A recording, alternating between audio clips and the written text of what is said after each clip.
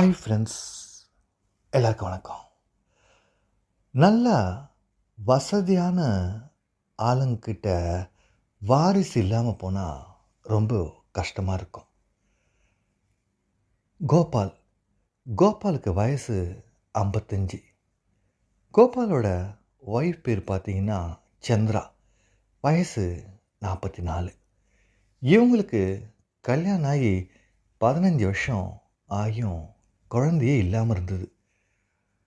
கோபால் தினம் வீட்டில் வந்து சொல்லுவார், என்னம்மா அது, நமக்கு வாரிசே இல்லை, என்ன தான் பண்ணுறது, ஏதாச்சும் ஒரு குழந்தைய தத்தெடுத்துக்கலாமா அப்படின்னு கேட்குறாங்க.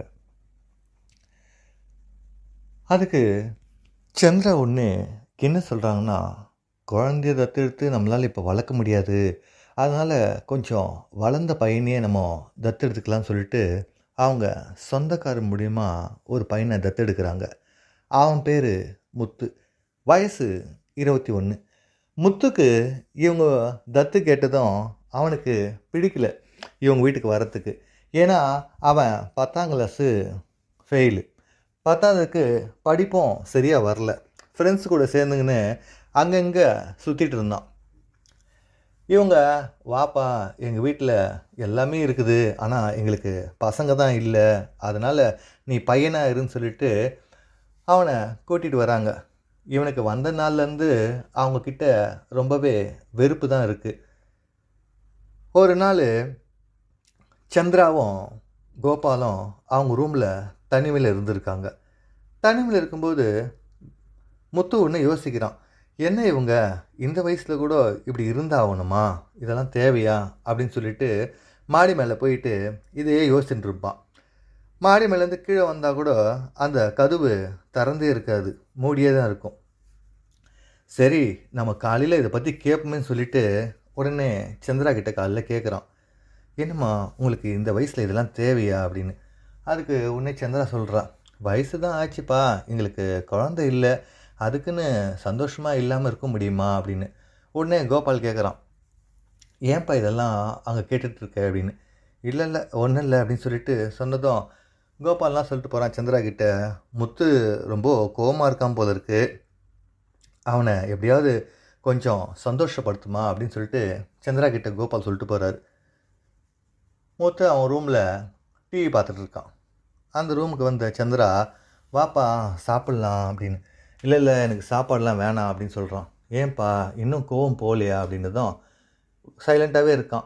உடனே சந்திரா ஒரு தோசை எடுத்துன்னு வந்து அவனுக்கு ஊட்டி விட ஆரம்பிக்கிறான். ஊட்டி விடும்போது ரொம்பவே சத்தமாக இவன் பேச ஆரம்பிக்கிறான்.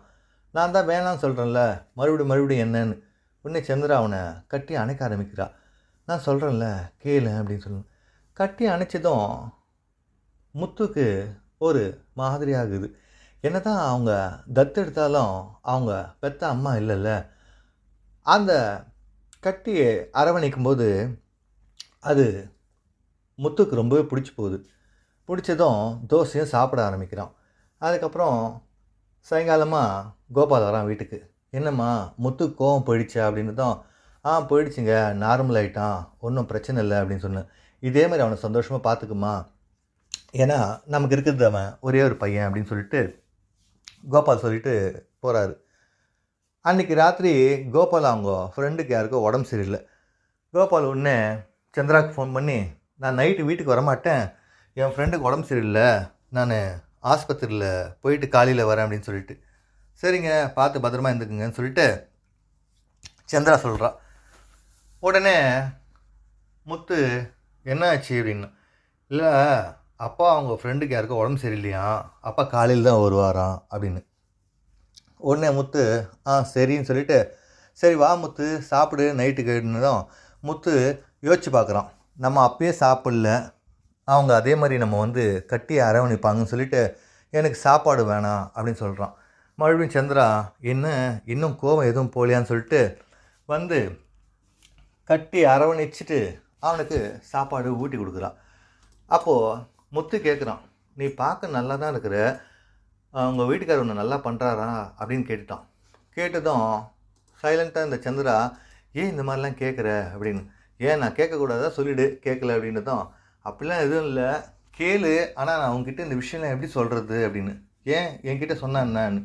இல்லை நீ எங்கள் பையன் மாதிரி தானே அப்படின்னு சந்திரா சொல்ல ஆரம்பிக்கிறா. அதுக்கு ஒன்றே அவன் சொல்கிறான், பையன் மாதிரி தானே, ஆனால் பையன் கிடையாது, நீ தத்து தானே எடுத்துன்னு வந்த, அப்புறம் என்னன்னு. சரி இப்போ என்ன தான் சொல்லணும் சொல்லு அப்படின்னதும், சொல்லு கோபால் நல்லா வேலை செய்கிறாரா அப்படின்னு முத்து கேட்குறான்.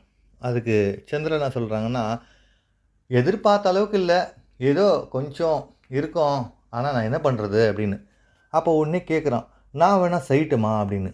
அதுக்கு ஒன்று சந்திரா சொல்கிறான், இதெல்லாம் வெளியே தெரிஞ்சால் எவ்வளோ கஷ்டம் தெரியுமா, என்னை பற்றி என்ன நினைப்பாங்க, உன்னை பற்றி என்ன நினைப்பாங்க அப்படின்னு சொல்லிட்டு சந்திரா சொல்ல ஆரம்பிக்கிறான். ஒன்று முத்து என்ன சொல்கிறான், நம்ம 2 பேரும் எப்படி இருக்குன்றது நம்ம 2 பேருக்கு மட்டும்தான் தெரியும், வெளி உலகத்துக்கு தானே நீயே நானும் அம்மா பையன், இங்கே இல்லைல்ல அப்படின்னு சொல்லிட்டு கன்வின்ஸ் பண்ண ஆரம்பிக்கிறான். என்ன தான் கன்வின்ஸ் பண்ணாலும் சந்திராவுக்கு ஈடுபாடு இல்லாமல் இருந்தது. ஒன்றே முத்து, சரி விடு போ, நான் எங்கள் வீட்டுக்கே போயிடுறேன், நான் இனிமேல் இங்கே இருக்க மாட்டேன் அப்படின்னு சொல்கிறான். ஒன்று சந்திரா, ஐயோ என்னடா இது இவன் இப்படி கோவப்படுறானேன்னு சொல்லிட்டு மறுபடியும் கட்டி அணைக்க ஆரம்பிக்கும்போது முத்து வேலையை பார்க்க ஆரம்பிக்கிறான். வேலையை பார்த்ததும் சந்திராவுக்கு என்ன பண்ணுறதுன்னே தெரில. அந்த சுச்சுவேஷனில் அவளும் அமைதியாக இருந்துடுறா. அதுக்கப்புறம் 2 பேரும் அங்கேயே காலையில் வரைக்கும் இருந்துடுறாங்க.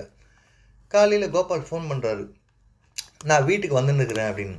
உடனே சந்திரா சொல்கிறா, அப்பா வந்துட்டாராம், என்ன பண்ணுறதுன்னதும் முத்து கேட்குறான், அப்பா வந்துட்டா என்னால் வேலை பார்க்க முடியாது, இது அவர் வரத்துக்குள்ளே நம்ம இன்னொரு வேலையை பார்த்துடலான்னு. அதுக்கு ஒன்றே சந்திரா சொல்கிறா, சரி சீக்கிரம் வேலையை பாரு அப்பா வரத்துக்குள்ளே அப்படின்னு சொல்லிட்டு மறுபடியும் இவங்க சந்தோஷமாக இருக்க ஆரம்பிக்கிறாங்க.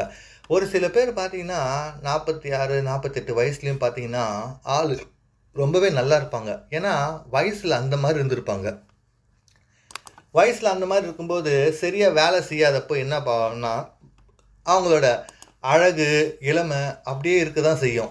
வயசு தான் ஆகுமே தவிர இப்போ பார்த்தா கூட நமக்கு அவங்கள ரொம்ப பிடிக்கும். அந்த மாதிரி தான் இருப்பாங்க. சந்திராவும் அப்படி தான். முத்து கோபால் வந்ததும் அவர் குளிச்சுட்டு சாப்பிட்டு மறுபடியும் கடைக்கு போயிட்டார். போனதும் முத்து கேட்குறான், இனிமேல் அவர் இல்லாத சமயத்தில் நீ என் கூட தான் இருந்தாங்கன்னு சொன்னதும் சந்திராவும் சரின்னு சொல்ல ஆரம்பிக்கிறான். ஏன்னா அவங்க புருஷனுக்கு தான் வயசாகி போச்சு இல்லை. இவன் 21 22 வயசு பையன் தானே. வேகமும் ஆசையும் அதிகமாக இருக்கிறதால சந்திரா இவன் சொல்கிறதெல்லாம் கேட்டு அவனுக்கு சந்தோஷத்தை கொடுக்க ஆரம்பித்தா. ஓகே ஃப்ரெண்ட்ஸ், இந்த வீடியோ உங்களுக்கு ரொம்ப பிடிச்சிருக்குன்னு நினைக்கிறேன். மறக்காமல் சப்ஸ்கிரைப் பண்ணுங்கள், லைக் பண்ணுங்கள், ஷேர் பண்ணுங்கள். Take care friends, keep on supporting. Bye.